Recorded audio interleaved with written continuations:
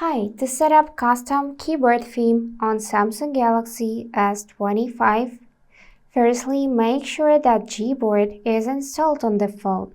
If not, go in Play Store, tap Search Bar, and manually input Gboard.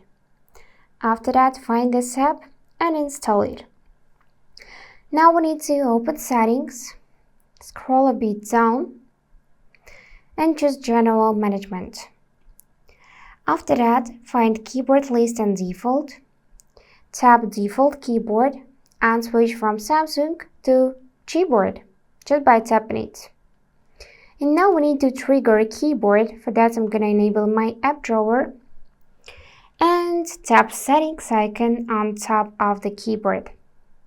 Then tap on the theme and here switch to any other theme from the list. Or if you want to set a custom one, then tap here on plus. And now choose photo you want to set as your keyboard theme. For example, this one. Tap next, then adjust brightness if needed, and tap done. You can enable or disable key borders, and when you're done changing it, you can rename it, delete, and then tap Apply to set as your custom keyboard.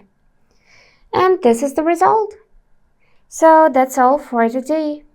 If this video was helpful, please subscribe, like, and comment. And I wish you all the best. Bye bye.